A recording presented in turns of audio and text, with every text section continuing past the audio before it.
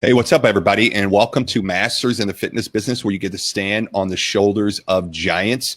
And it's also a place where you can get a real world master's degree in the business of fitness from the true masters in fitness. And today I have a real true master in the fitness business by the name of Sean Seitz.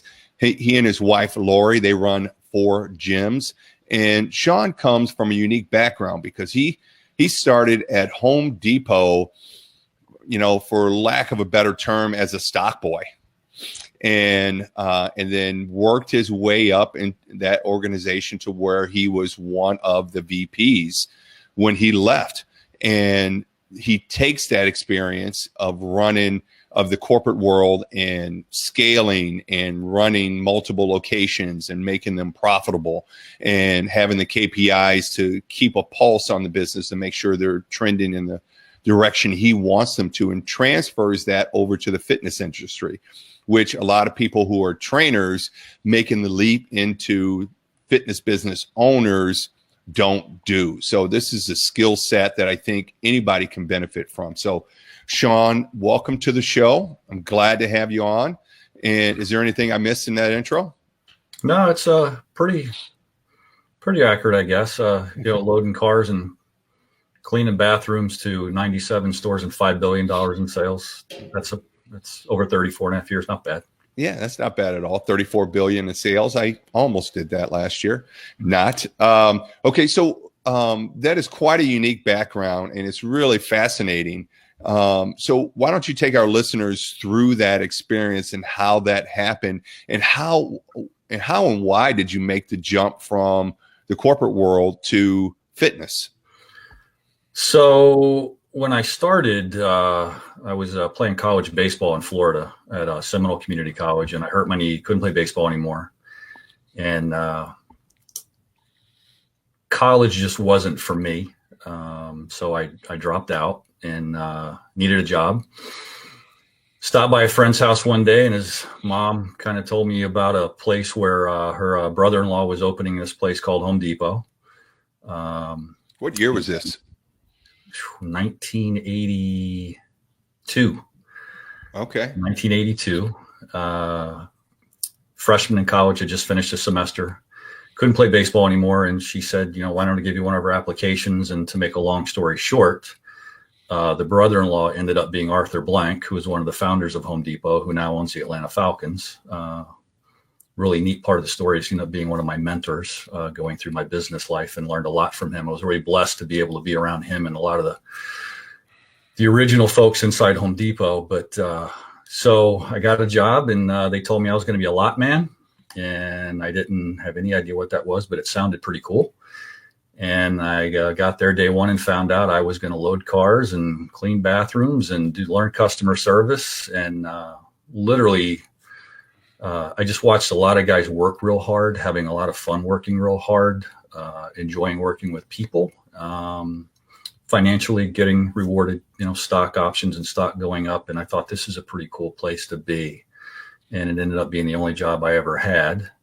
And part of that 34 and a half years, I had got involved because of my baseball. I started lifting weights in high school to get bigger and stronger for sports. And I evolved into getting involved in competitive bodybuilding. And so I had a passion and a love for bodybuilding, the sport of bodybuilding, competed for a few years and did some powerlifting. And so I've always had a love and a passion. And I was around some folks in the early days. I got to work out and do some work at the original Nautilus World Headquarters in Lake Helen, Florida. Did some videos for them. Met some really cool people there that were, really a positive role models and impression. It put a really good impression on me growing up. And I always knew I would end up back somewhere in the fitness business. I always wanted to own a gym. And about 15 years ago, Lori and I started talking seriously about what the exit plan looks like from Home Depot and what we want to do. And if I left to do anything, because I left on great terms. I love the people I work with. I made good money and I was treated very well. But I didn't want to leave the earth and finish without having a chance to make my own way and be my own boss. And for those of you who have ever been around Tom Plummer, he's been a fantastic friend and role model to Lori and myself. The conversation started some years ago about when you're going to quit and do this shit full time. And I had not taken that seriously for years. Yeah. Yeah. I had not taken it, the bottle of wine and kind of the finger in the chest. And that sounds like you Tom can do Plummer. this. And so for the first couple of years, I'd see him 3 or 4 times a year. We'd have breakfast, lunch, dinner, whatever that looked like at whatever place we were at. And that was the question. And I didn't have an answer the first few years. And then finally, and ironically, we were there a couple of weeks ago at Ruth Chris in Baltimore in the harbor. And he said, that's the table you retired at. Or one night he and myself and Lori were at dinner. And I said, next year. And of course, the answer I got was BS. And I said, no, next year. I'm doing it next year. And so that was about 2.5 years ago. And I retired and got into it full time. And like we had spoke about Lori, we opened our first gym 10 years ago while I was still working. We actually had 3 through the course of my career at Home Depot. Lori left 10 years ago to open and run our first gym with me. And so that's kind of where we ended up. Gotcha. For my career, I always wanted to be part of the fitness industry and loved it, and always had I never let it go. Always loved it and wanted to be part of it. And owning a gym was kind of something I knew I had to do at some point. Yeah. I think I like the fact that you are an old meathead like me, the bodybuilding and the powerlifting. And once that gets in your DNA, I don't think it ever leaves. And then everybody wants to get in the gym business because they want to help other people. So, and I know you're vested in that. Quick question. When you left Home Depot, what was your title? I was a regional manager. Regional manager? At 97 stores, $5 billion in sales. It was pretty active. So another quick question, just out of my curiosity, because I know like when veterans come back from being deployed and they go back to like regular life, it's kind of like the Hurt Locker, right? It's like regular life gets so boring, like unbearably boring after all of that adrenaline rush you get from being deployed and being in those situations. So did you have a similar scenario to that when you left Home Depot? I love and respect our military and our veterans. So I don't mean any disrespect, but if there's somebody from the everyday world that had PTSD, I had it. And I thank God for all of our team and our clubs and Lori for putting up with me. When I went back the first day and I turned in all my, iPhone equipment, everything I had, electronics, I came home that night and I literally laid down. I laid down for 5 seconds. I couldn't lay down in bed. I was so wired, and the realization that it was over and that stimulus wasn't there anymore. And it took me 9 months to sleep and to get back to kind of the person I was, up at 5, 6 in the morning, running until 7, 8 at night, because I'd lost my identity and I'd lost that stimulus, and literally I'd lost a family. Though I was so close, and people that I'd hired 30 years ago that maybe couldn't go to college, maybe barely got out of high school, they're now running $40 or $50 million stores, that they were like my kids and my family, my brothers and sisters. It was a shock to my system, and it took me 9 months to gain my identity with our companies now and what we do, and consulting and doing some other things before I settled in and it was okay. Yeah.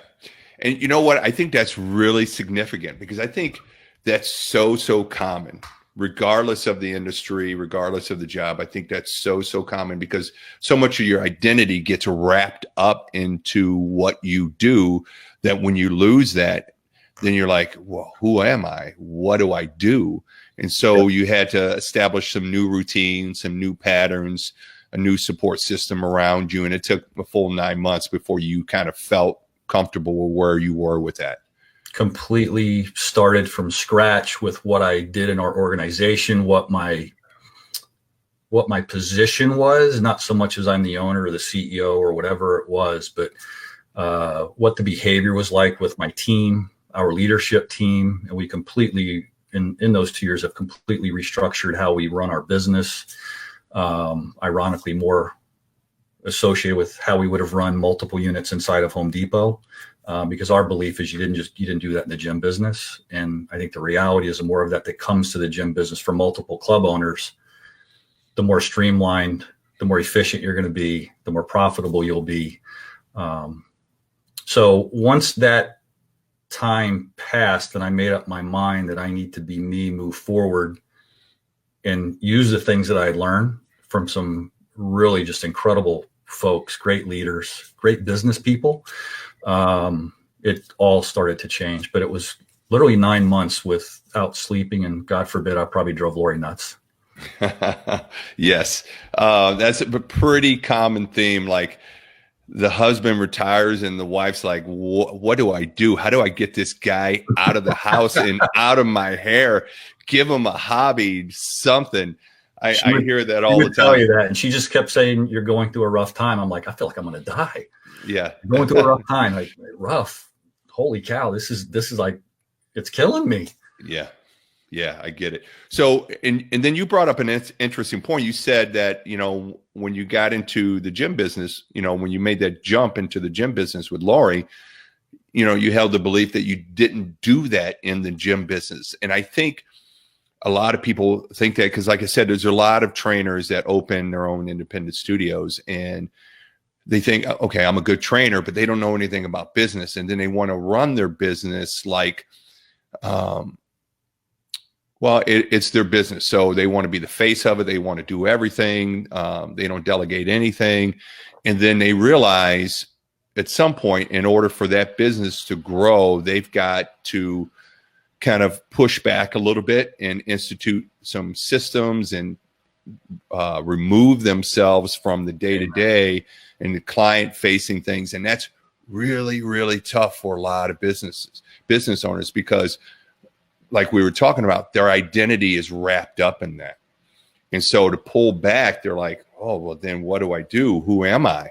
But it's essential. I mean, and if you want to run that business like that, more power to you. Go for it. There are lots of business owners, operators that spend their entire career like that, and they're happy. But if you want your business to grow and have multiple locations, you have to pull back and then build your business to scale. So what were some of the first steps that you took to do that? Because when you jumped in, you already had 4 clubs. You had 4 Anytime Fitnesses.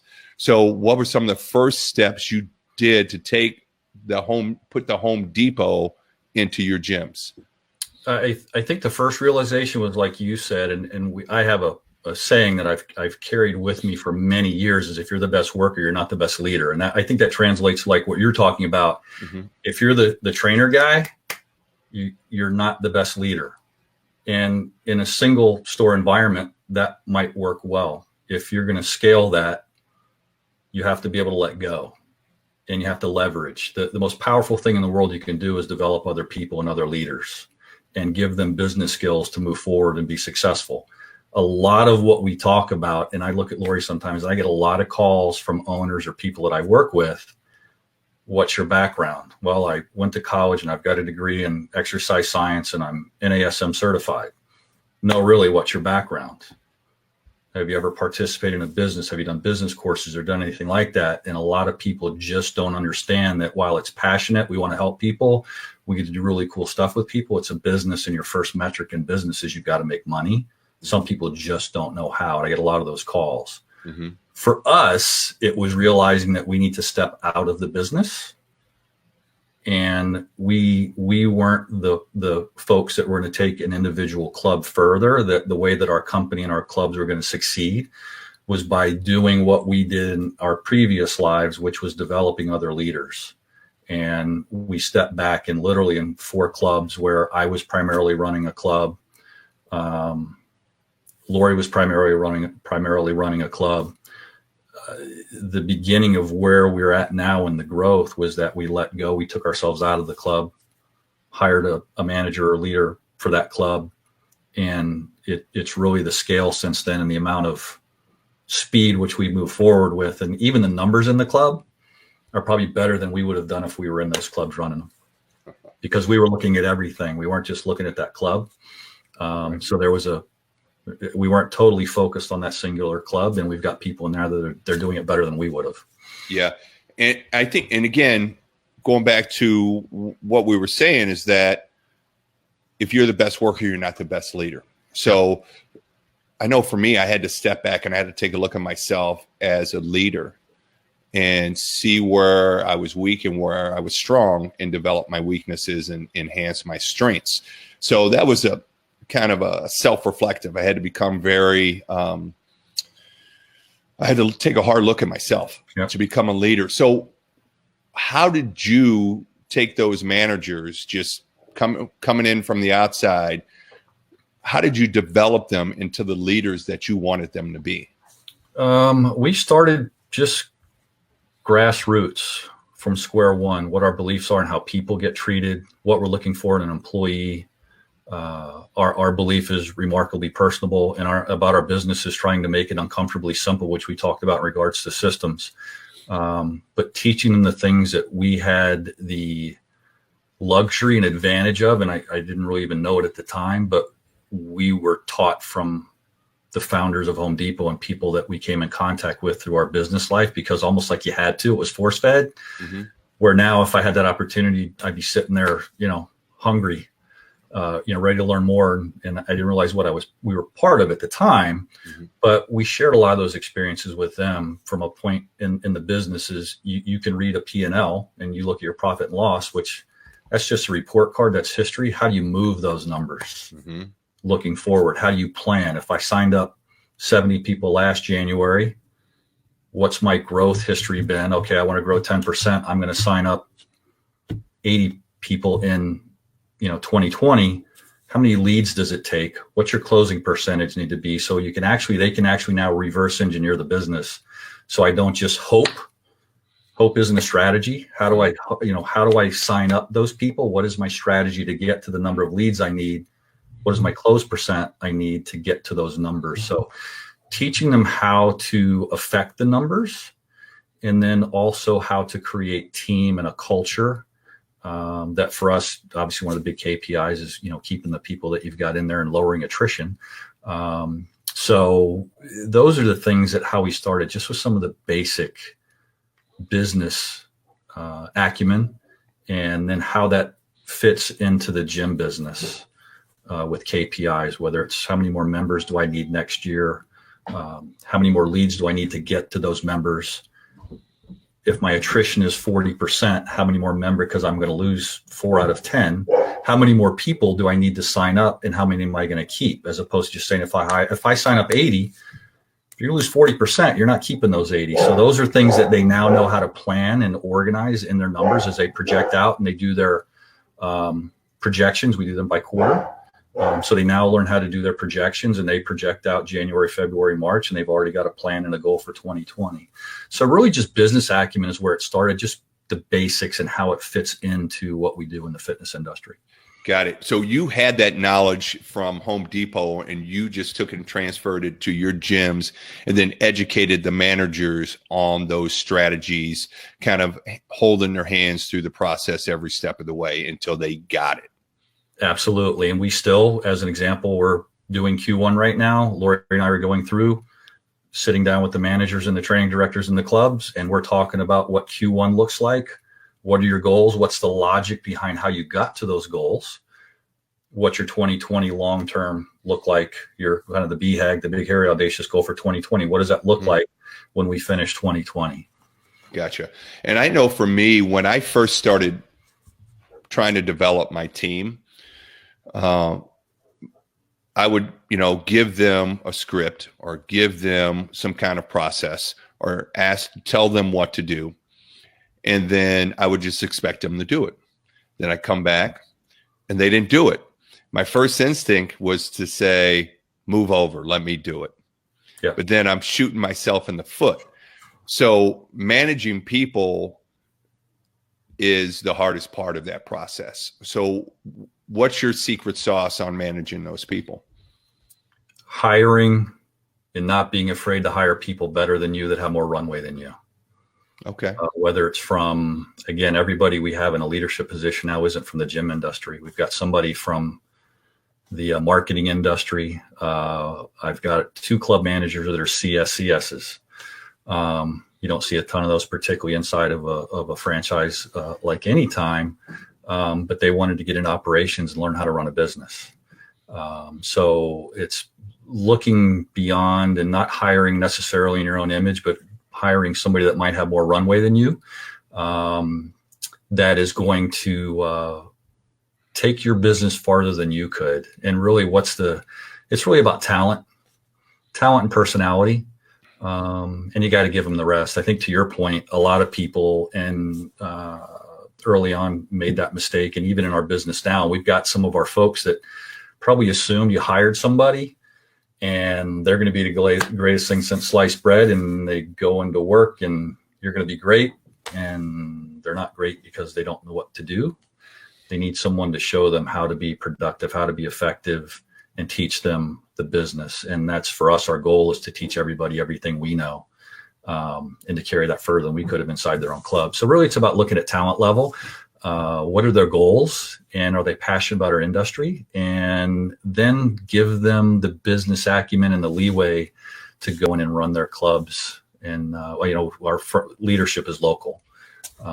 I can't run 4 clubs. I can help give them direction and tools to be successful, but they're all in 4 different towns. Leadership is local. They need to dominate their town, and they need to figure out what in their town is going to resonate and take it over. So really for us, it was hiring the best people that we could. Don't be afraid of somebody that's going to surpass you in terms of skill set. Really, that's actually what you're after. Yeah. I agree. To build something bigger than you. Amen. Yeah, I agree with that. And then you talked about your KPIs, your key performance indicators. So everybody kind of gets a P&L. If you sign up for QuickBooks, they'll generate P&Ls for you. Yep. Pretty simple. But it's another thing to understand those numbers and use those numbers to project out, put together a strategy, put together tactics to get those numbers to go where you want them to go. So how did you go about that process? But part of it, I think the biggest part for us is we taught them how to plan. And if you're not a plan, you have to look at some history. So teach them to go back and analyze maybe what the last 2 or 3 years look like in terms of growth percentage, or in some cases, maybe we've acquired clubs too that, maybe they didn't have the history or our business model that we had to go in and replace, but to look at history and be able to run the analytics. And then that will allow them to get a better picture of where they need to move going forward. As an example, in 2019, how many people would I have signed up? In 2018, how many people would I have signed up? What were my leads like? How did I generate my leads? And we track draft percent, but obviously attrition is huge for us. We try and keep as many people as we can. And then working on highest or a higher average return per member. So for us, that's the revenue stream there is personal training. Is what were your personal training sales like, and what percentage of your population did you penetrate with PT, and what does that look like going forward? So teaching people to plan, you have to be able to look and analyze your history, what your staff was like, what your staff training was like.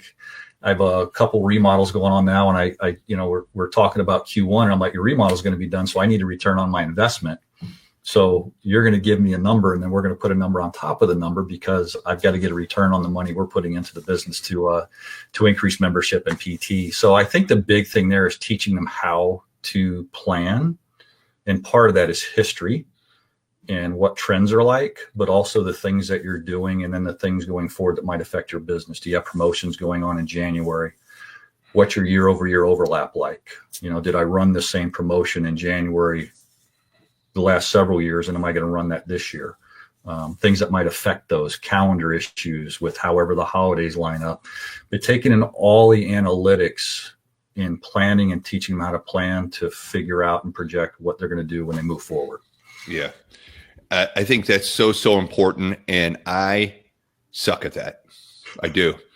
Like I said, when I was looking at my personal inventory, that was in the con column. So what I did is I went out and hired a guy. He has a company called Part-Time CFO. So not only is he like helping me like prepare for taxes, but he's helping me look into the numbers and figure out like what's happening in my business and helping me project and plan for the future. I mean, because one thing, we just did a in-depth analysis of our membership, trying to reverse engineer our pricing.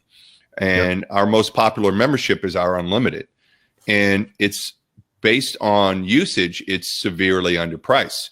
So we're going to have to raise that. But things like that, I wouldn't know unless I had someone who was knowledgeable about the numbers and can teach me how to use those numbers to really see what's going on in my business and help me plan moving forward. And I think that's so important.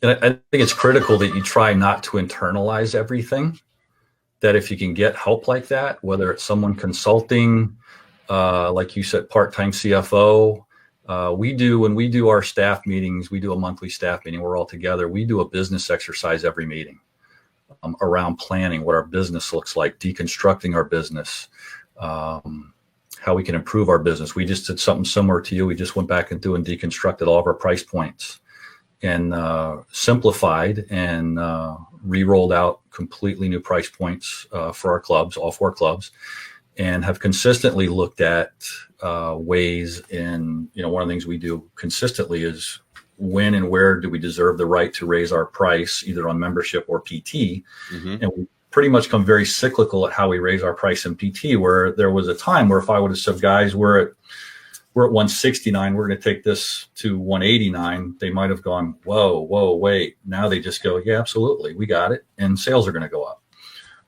So I think internalizing things, we give everybody, or try to give everybody, an equal voice in what they're doing in the direction of our business, mm-hmm. and gain input from them. And then obviously, when we go to, whether it's seminars and meet with other people, there's always, I've got notes from every place I've been on ideas and executables and things where we go back and question our business and are the things that we can improve.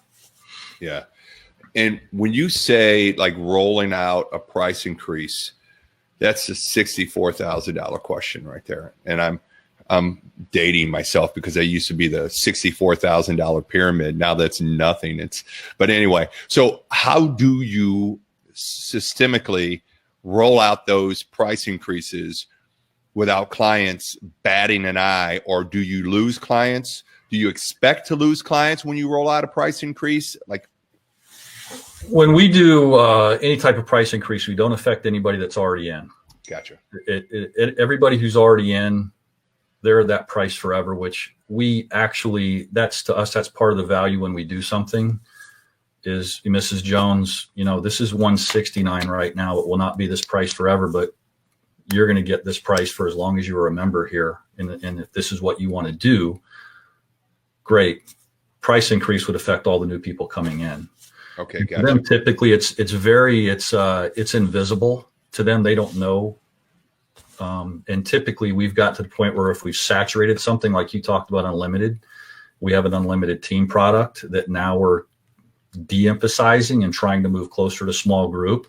We've got a large private clientele, but now we're trying to move into small group for capacity reasons, better schedules for the trainers and so on. But it's taken into a lot of things into account and uses a time frame. Maybe it's been a year and we need to move $5 or $10. And if you do the math on that, sometimes it's barely keeping up with inflation. Right. I agree. Yeah. Price increasing on current members is probably one of the toughest things to do. So let's get back into the systems, because you said a lot of things. Number one, everything's planned and measured. There needs to be consistency. Every day needs to be the same. Helps your team be proactive instead of reactive. Yep. And then when you gave the presentation in Pittsburgh at the STS, you said something to me like, on these days of the week, you clean the bathrooms. And and they know when you go in to look at the bathrooms, they better be clean. So you want to kind of go over that area with the listeners? Yeah. we to make people more efficient and actually give them more time to be creative, which I claim not to be. I'm an operations guy. We have a system and a process for everything. And I firmly believe everything happens in steps and processes. Nothing typically just happens unless you let it happen, which isn't necessarily good. To the point where we have cleaning lists for our clubs, and each cleaning list is designed for the club. And it's actually done in order of how you should go through the club and clean the club. And everybody understands that that's the expectation, to the point where I think what I mentioned too is, if the club is clean, my game now becomes, I stick my head in the bathroom. And one of the big things, I think it's actually even one of the hotel chains uses it as a measure, but is there like toothpaste or spit or whatever on the bathroom mirror and on the faucet? I just stick my head in to look real quick, and I'll play a little game with the associate or the manager, and how are the bathrooms? And they immediately, if they know, they'll look at me and smile and go, they're tight. I just looked. If they're not so sure, they'll go, I'll be right back, and they'll go run, stick their head in. But to the point where nothing is left up, hope is not a strategy kind of thing, but nothing is left to chance, to where every day there's a process to what we do and how the day starts. And as we work through the day, how that day finishes, to the point where the cleaning list, for that conversation was what we were talking about. But the cleaning list actually is done in order, and it's tailored to each club. Gotcha. So as a process guy, as a operations guy, where do you start with the operations manual? For us, it would go back to, if you think about what we do, and we prioritize selling activities. We're in the sales business, and I tell people, I coach people, and the first thing I tell them is, business is important, fitness is important, but you're now in the customer service business. They have a choice. So, and we're competing for third place, whether it's the bar, their couch, Starbucks, or a restaurant, we're competing for third place. They got work, home, and wherever they choose to go. We want to be third place. Mm-hmm. And so we start with selling activities, what a tour looks like, how you greeting the customer. One of the things we talk about, the sweetest sound to a person's ears is their name. Mm-hmm. Big Dale Carnegie thing. So, when you greet them, learning their name, as you take them through the tour, repeating their name. And then going back to make sure that they make doing business with us as seamless and effortless as possible, so that even the point as they go through the sign up, that we make it as smooth and easy as we can. So we try and make them as proficient with the things that count the most first, or prioritize. How do I answer the phone? How do I schedule an appointment on the phone?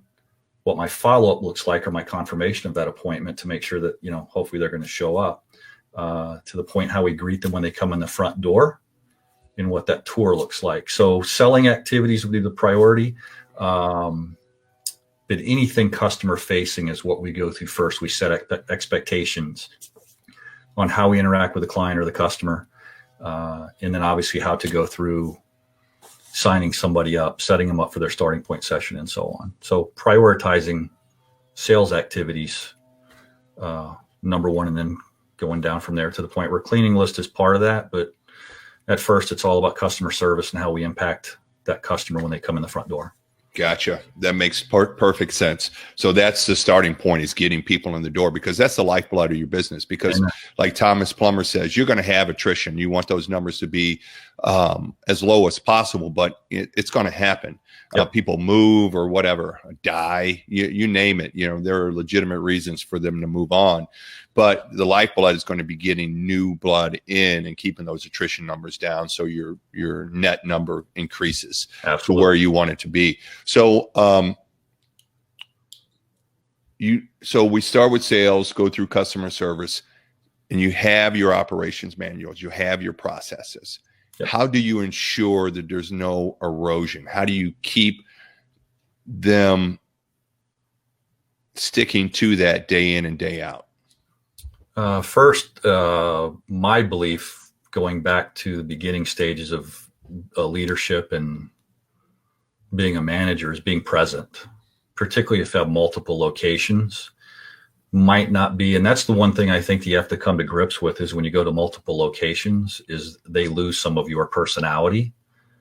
and you have to have people there that have their own, maybe even bigger, better personality.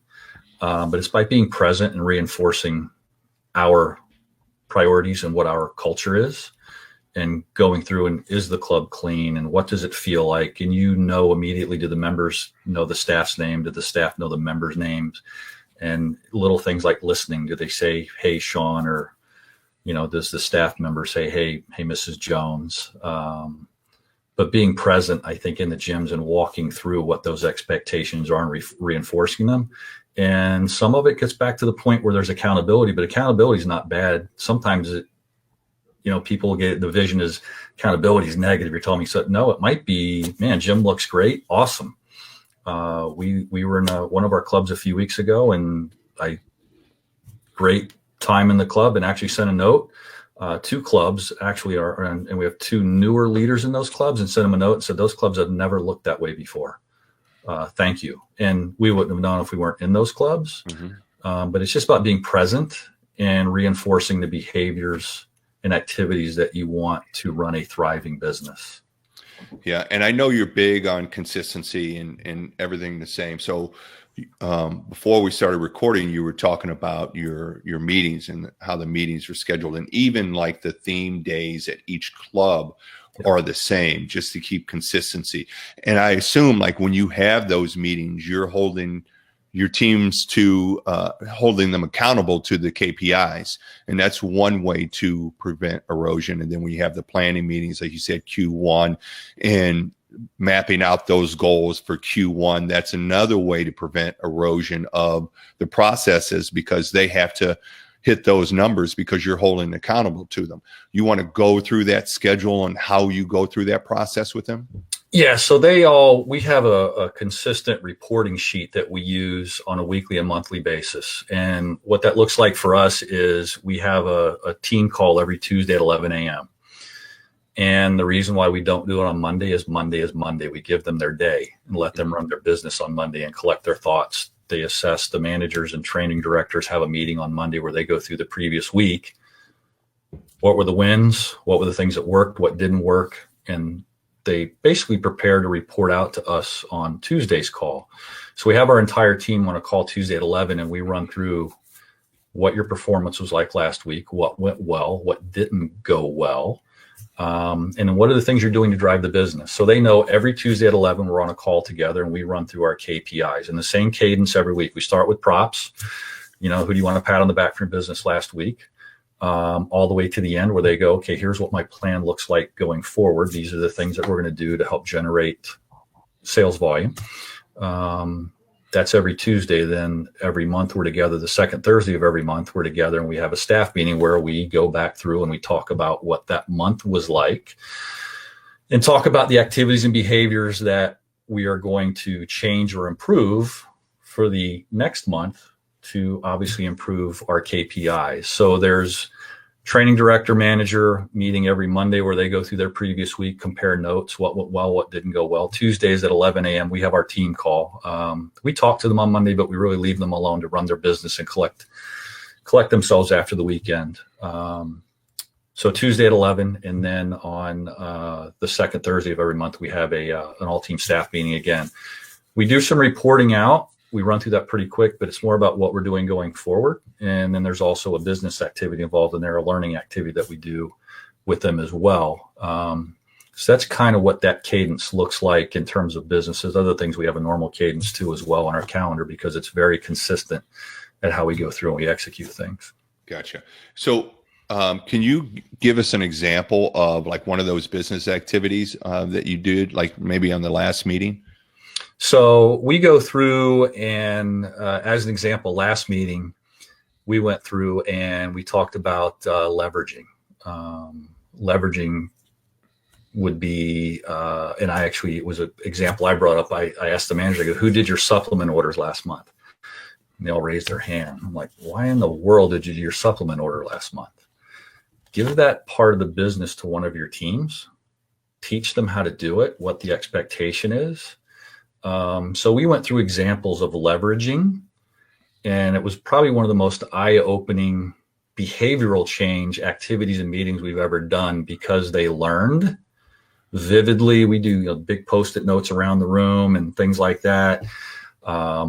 And I usually take those notes back and consolidate, but they learn that there's a lot of parts of their business that they're getting caught up in that's busy work, where I can actually give somebody something meaningful to do. And now they're participating in my business instead of just working there. Mm-hmm. And it resonates loudly with our team. And the neat thing about it is we've actually gone a level down now where we have these monthly meetings. We do training sessions. We're finishing up Tony Robbins business coaching with our teams, that we actually have some folks who we've designated that have what we call Runway, that our future leaders will be able to be a training director or manager. They actually attend these meetings as well. So they're participating in that training. But we went through and we gave them examples of what leveraging was like and things they can give away so they get time back to engage in selling activities or the actual running of the business. And it was a really eye-opening activity and meeting for them that they went, holy cow. Because the one thing we focus on, I'm sure anybody, turnover or employee attrition is probably a big deal for people. And you worry about whether you're going to invest in somebody, because if I do, they're going to leave. And we had a slide in the meeting where, someone asked what if we invest in somebody and they leave? And the answer was, well, what if we don't invest in them and they stay? Mm-hmm. And so we've taken the approach, let's create leaders and invest in them. And you go through all of the measurements and metrics why people leave. Money is pretty far down on the list. Leadership is up on the top, but the number one thing that we try and do is give people meaningful and challenging work. In the gym business, it's not just about chasing a member.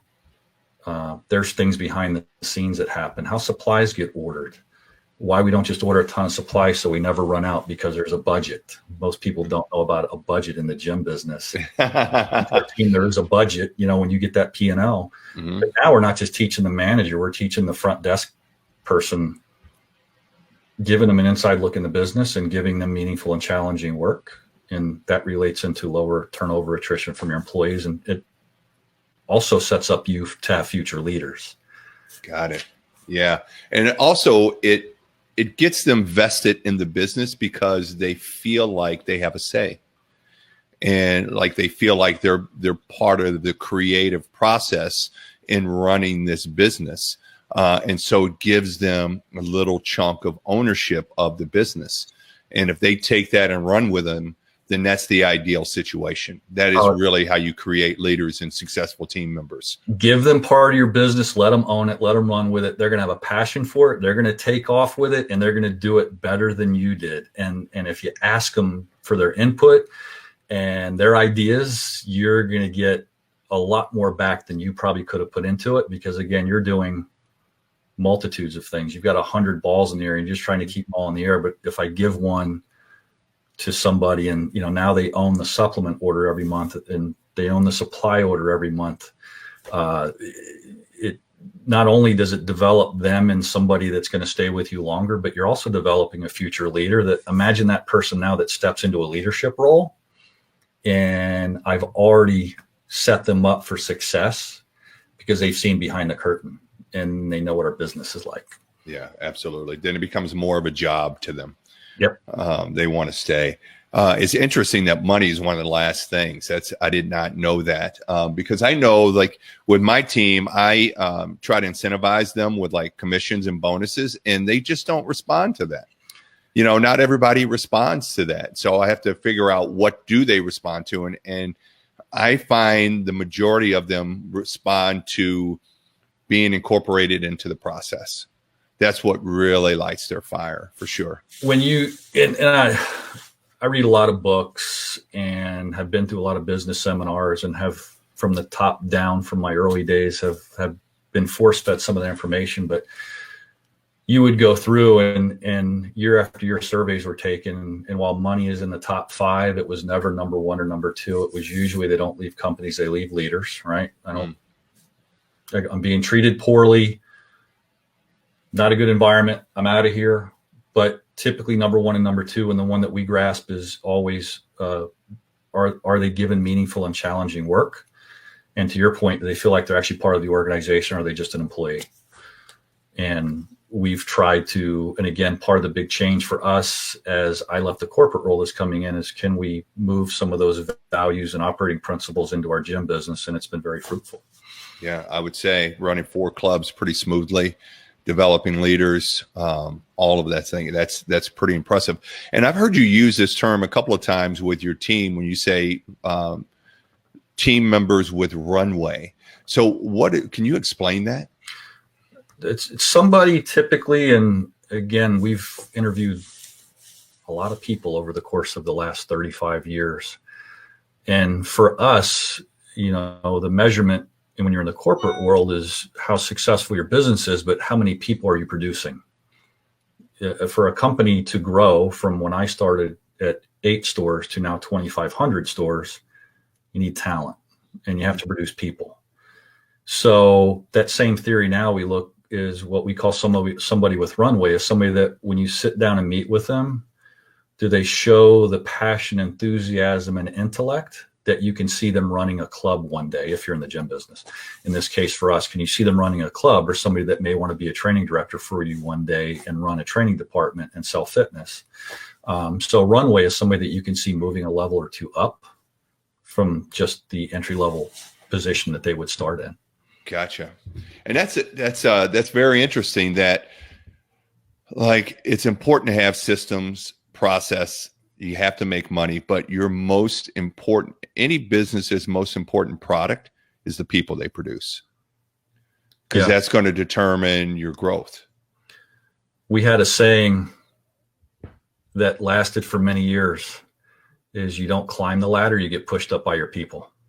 Okay. And I don't think anything's ever been truer. And sometimes it takes a hard fall or some failures to realize that. But when you do, it's really very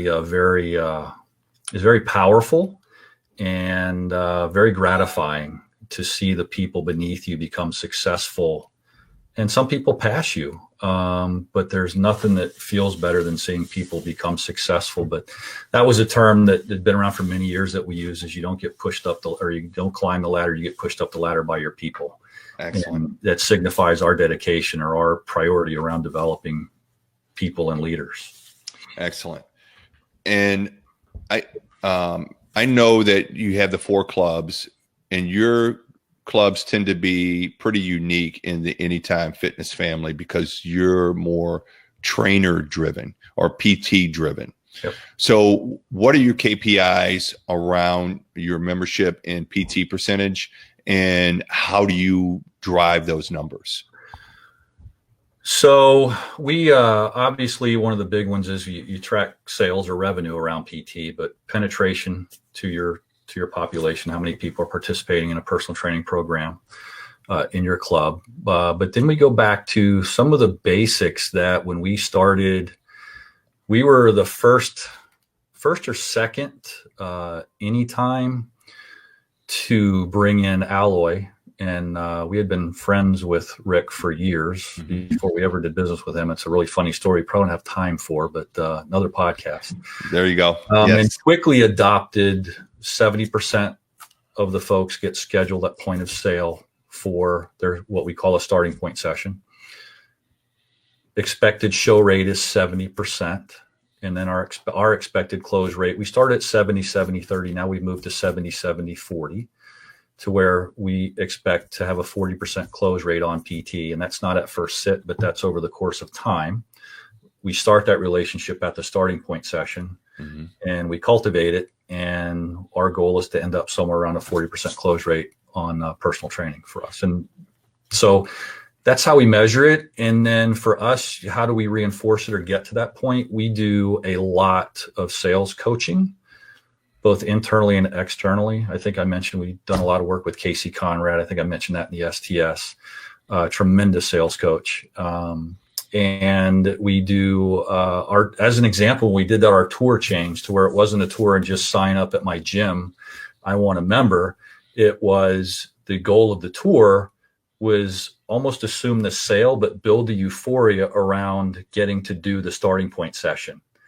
Mrs. Jones, you're going to do a really cool starting point session with our training director, Sean.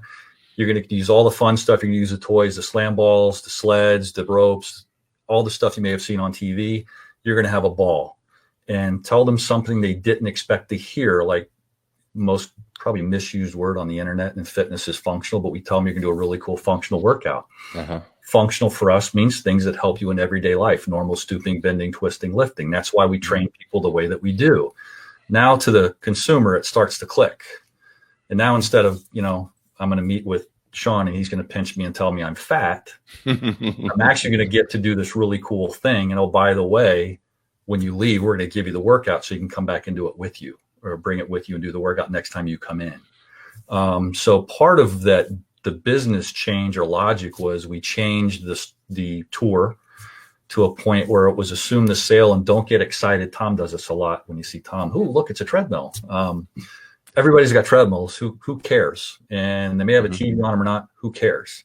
Tell them and give them solutions to the problems that they have, the motivation or the accountability that they need. So our tour changed to where it's all about building the euphoria around getting to do that starting point session. It's like our gift to you. It's completely free, and we do not do high pressure sales. You're going to have a blast. So that's the part that changed kind of the setup to the personal training business and getting people to participate in our personal training programs. Yeah, that's excellent. So your goal is 40% of your members to be doing the PT. Yep. Because that's a much higher revenue point and a higher retention rate, correct? Without a doubt. We run an exceptionally high renewal rate. And again, that's about experience and value. But typically the internal joke we say is the only time we lose a training client is if they die or they move. Yeah. But you're right. If you look at attrition overall in a club, let's just say a good club is 35 or 40%. We've got one that's close to 30, but if you look at how disparate it is between the member and the training client might run 10 to 12%, where the other might run 40 to 45%. So it's pretty disparate between the non-training member and the training client. So obviously our focus going forward is higher average return per member, but it's also someone engaged in a PT agreement is more likely to stay far longer than a normal member. I agree 100%. All right. And I want to honor our time. So I know you've seen the podcast before. So these questions aren't going to come as a big surprise to you, but it's my favorite part of the show.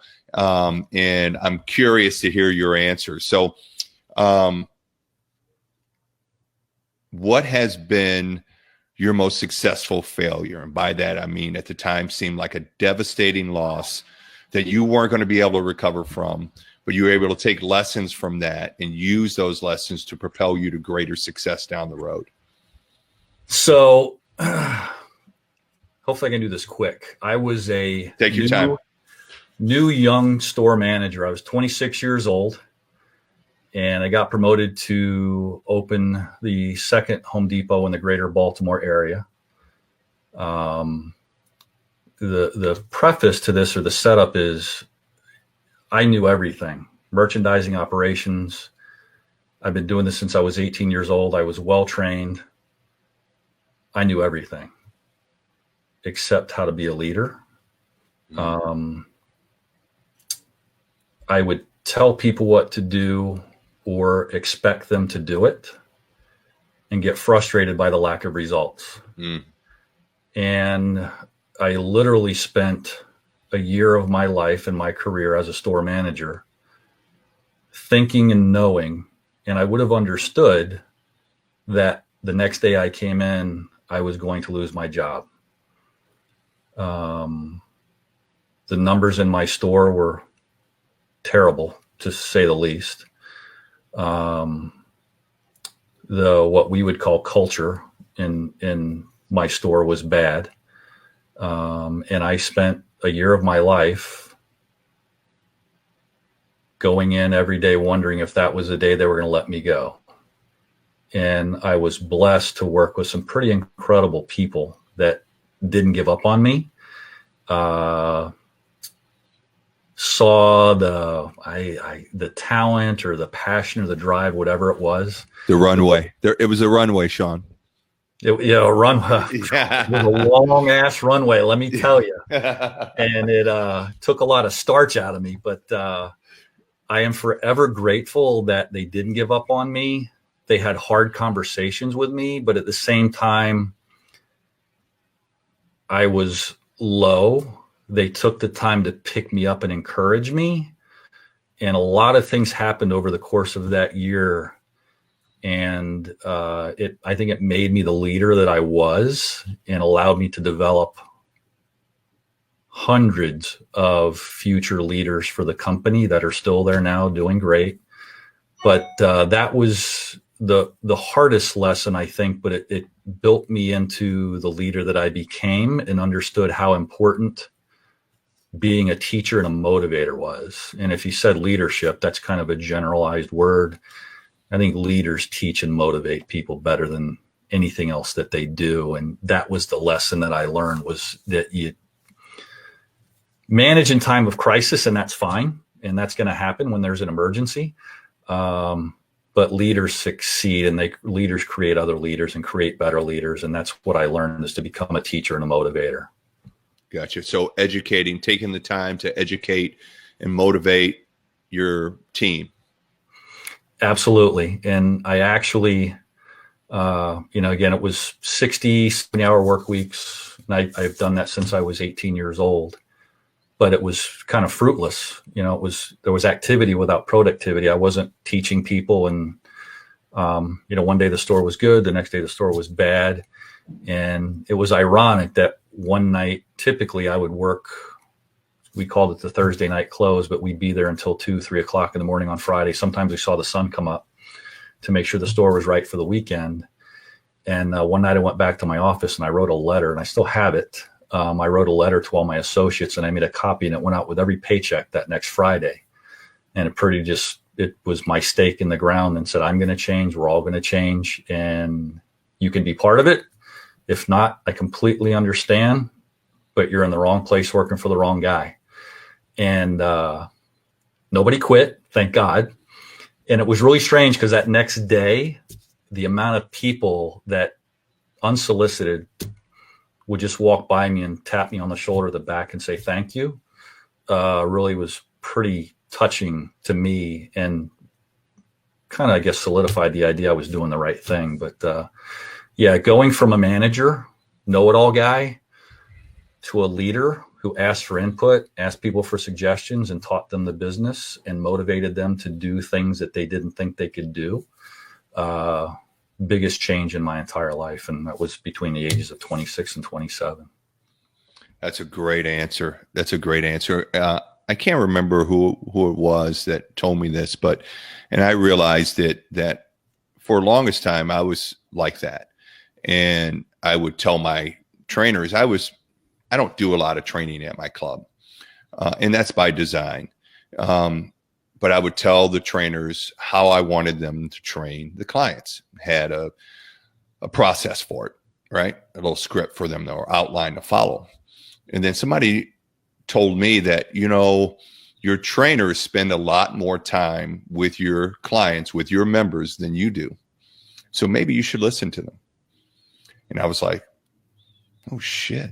Yeah, that's right. So it's important to get that feedback, because I know I have the insight and the knowledge of kind of what goes on behind the scenes to make everything work. But Yep. Then there are the frontline troops. They're on the front lines dealing with the members, dispensing customer service, customer experience, all the important things that keep the numbers where we need them. So I need to get that point and mesh those two to some solution that works for the business. And I think that's a really, really important lesson that anybody should learn. That's the magic of leadership, is bridging those two, and magic happens at that point. Like I said before, I mean, again, our clubs are running better than ever. If we were in our clubs, they would not be anywhere near at the levels they are today. Yeah, I agree. That's a great answer.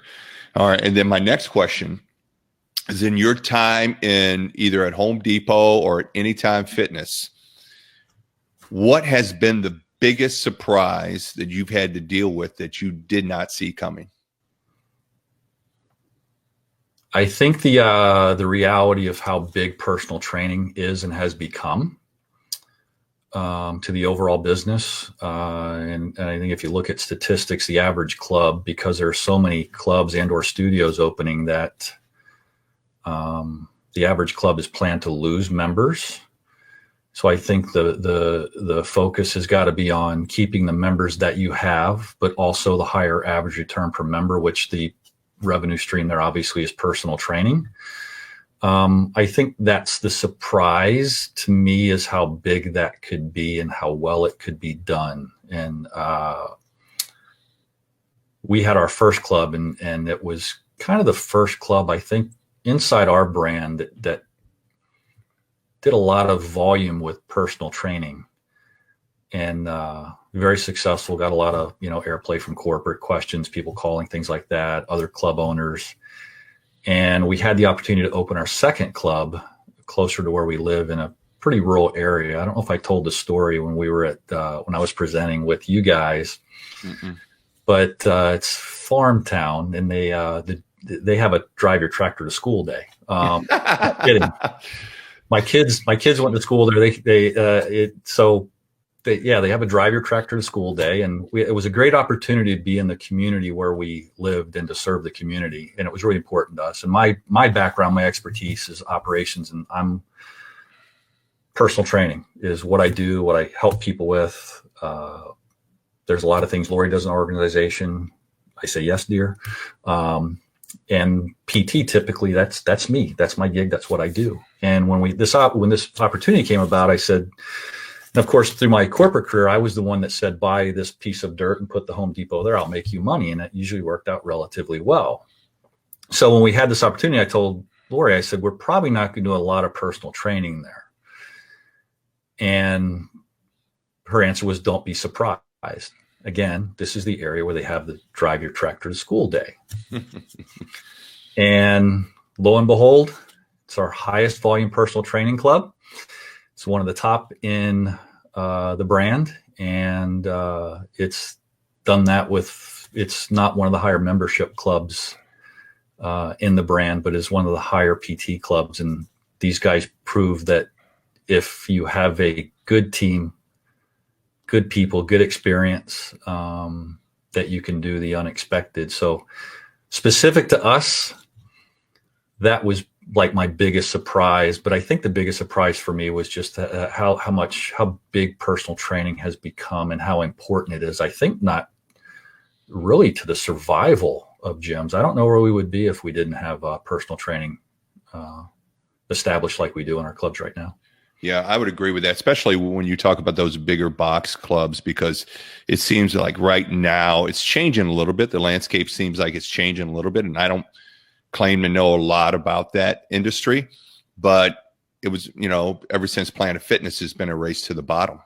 Yeah. Some of those clubs are starting to combat that by adding more services like PT and other things to drive up their membership rates and also get a higher penetration into PT.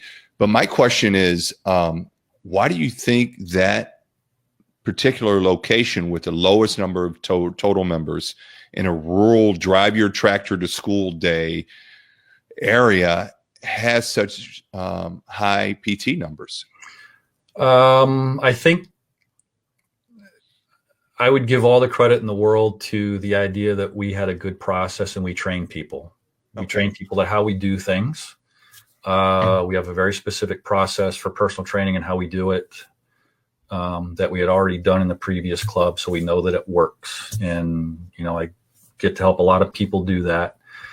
But I give all the credit in the world to the staff there. They didn't know any better. Oh, gotcha. I didn't tell them they couldn't do it. Lori didn't tell them they couldn't do it. One of the guys is now he's running Rick's gym in Atlanta down there. Was our training director in that club, and now I call him his little brother. Kind of took his place and is, whipping his butt in regards to sales. He'll appreciate that when he hears this. But they didn't know any better, Jim. They didn't know any better. No one told them they couldn't. We taught them the process, kind of gave them a kick in the pants, high five, take no prisoners, own the town. They've closed a competitor, a training gym across the street. They closed, but no one told them they couldn't do it. We gave them the tools. Again, this goes back to they had the talent and the heart and the ambition, and they did it. And they continue to do really great things. So it's fun to see. Yeah, that's awesome. They didn't know that they couldn't do it. I love that answer. I did. I doubted. I doubted the business model. I knew it'd be a pretty good location, but never dreamed that it would, be what it is and grow to the level it has. Really, all our clubs, really, but specifically this club, it's in a really fun, loving, positive way. It's weird. But they didn't know they couldn't do it, and no one told them they couldn't do it either. And they've kicked ass. Nice. Great answer.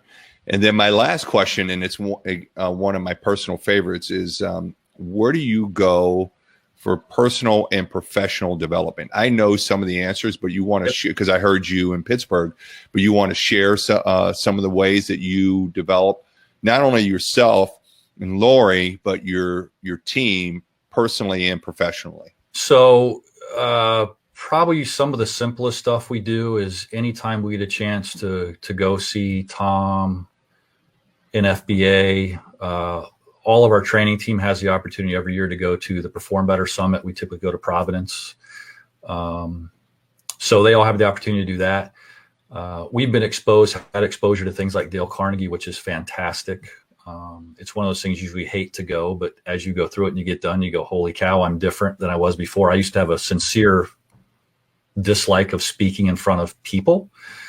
And I went through Dale Carnegie, and I've had the occasion to speak in front of 5,000 people, our team, do seminars, do consulting. I was really, lucky to be with you guys a few weeks ago in Pittsburgh. But I think things like that, if there's an opportunity where someone says, hey, do you want to come present to the Secret Trainer Society? That's something you can't say no to, because I take away more than I brought. So those are the kind of the easy, simple ones. And then for us, it's now we've invested into where we do a lot of Tony Robbins stuff. Not a shill for Tony Robbins. You guys may hate Tony, whatever. Just does some really neat things. We've had the experience to go to an Unleashing the Power Within, and we just are finishing up the Tony Robbins business coaching. We've worked, and I mentioned her name before, Casey Conrad has come in and worked with our folks. I just had my region for any time is the East Coast. I just had Tom and Casey and a guy named Mike Gelfgott come in, who's a great sales coach as well. Tom did a day, Casey did a day, and Mike did a day. But anytime we get a chance to participate and bring our folks with us, we do that. Aside from that, reading books, obviously, like anybody else does. So those would be probably the big ones that we've done and that we're involved in now, and going forward.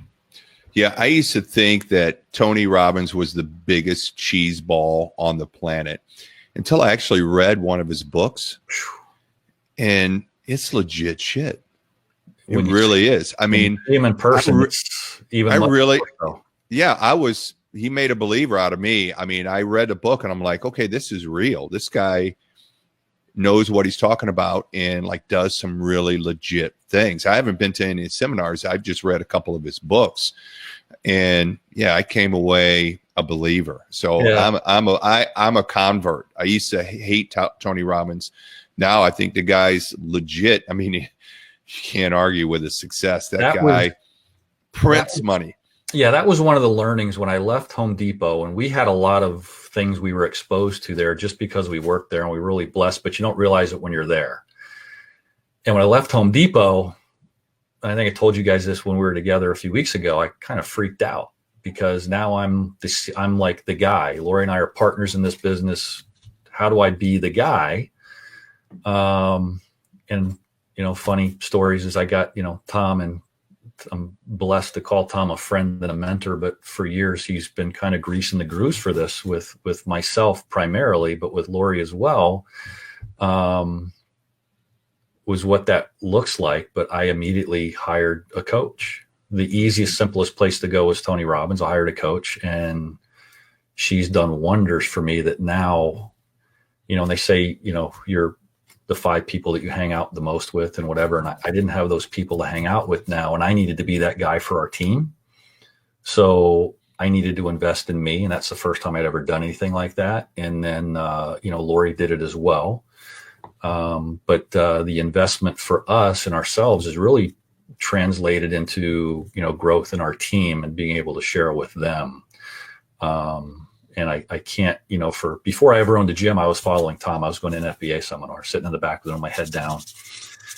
And, when your phone rings, and I don't know if I told the story, but, Tom has been just tremendous, probably for everybody, but for me as a guidepost, through my growth in this industry. I obviously a ton of business background. And, my phone rang one day, and the guy said, Tom Plummer told me to call you. I think I said, holy shit. And the phone flew across the house, and Lori looked at me like, what the hell's going on? And I'm like, Tom's the guy. Tom told Tom. Pick up the phone, and when I got done, I'm like, that guy, Tom called.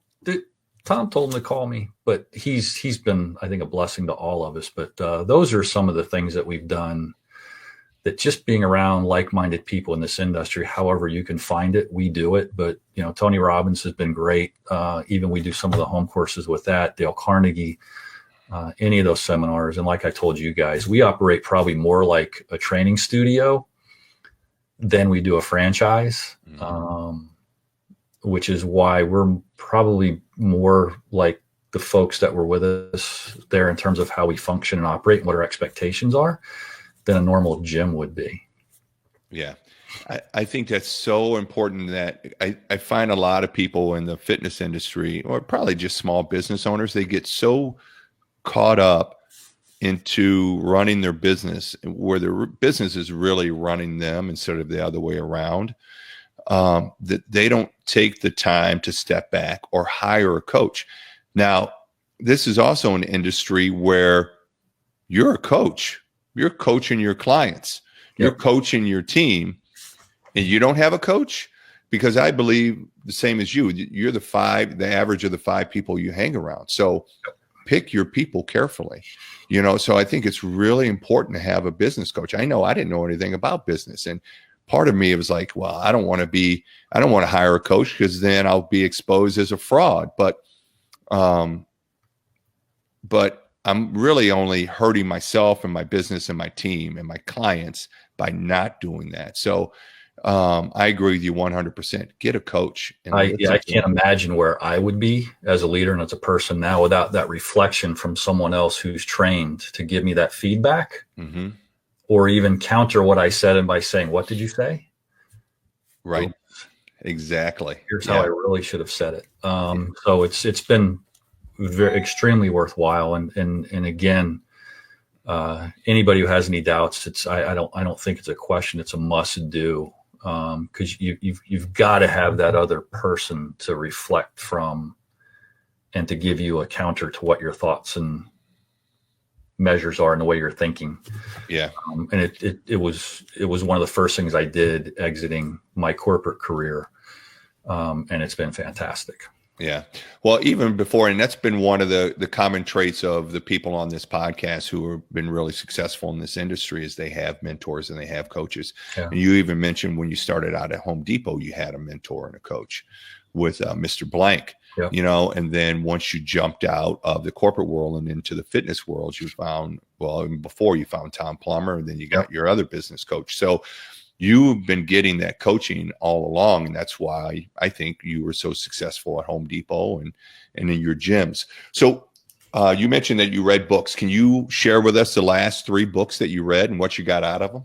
So book that I love, kind of a simple read, but I think highly effective, was The Energy Bus by John Gordon. Anything John Gordon lends itself to team positivity, reflection on, life. I believe life works for you, not to you. We just have the responsibility to figure out sometimes, but all his books are fantastic. But that one specifically was one that I got a lot of. And I go back and reread things like that. The other one I think I showed you guys too at Secret Trainer Society was one of the things we at a Tony Robbins Business Mastery was we met a gentleman and he spoke named Keith Cunningham. Was The Road Less Stupid? And that title is not insensitive and it's not insulting. When you read the book and you get to know who Keith is, anybody who struggles with financials, understanding financials, how to make business decisions, he's got a number of books out, but that's the latest one, and that is fantastic. And then the last one, it was really written more with our brand specifically in mind, but you mentioned it a while ago, whether it's Planet or anybody else, we're all in this combating the low-cost provider. Casey Conrad's latest book is really centered around combating the low-cost provider and how they're not necessarily bad. They're at least introducing new people to our industry. And if they want a different, better experience, they would come to someone like you or us or the folks that we were sitting in that Secret Trainer Society meeting with, who will give them a better experience than if they just went to a Planet. So that was her last book, and it's a great read and fantastic. Those are the last three. What was the title of that Casey Conrad book? Hang on one second. Okay.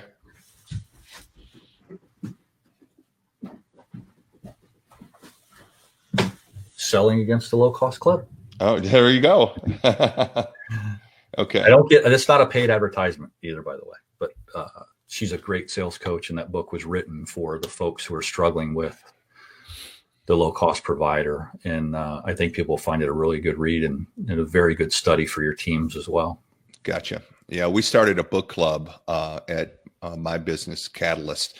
We meet on Fridays at noon. And right now we're doing, The Art of Selling Memberships by Eric Charles Russell, but we may put that on the list as well. So tell us, where can people get in touch with you, find you, reach out to you if they want to get more information or talk to you? Or So I'm on Facebook, just my name, obviously. And then my email is my name, Sean Seitz @msn.com.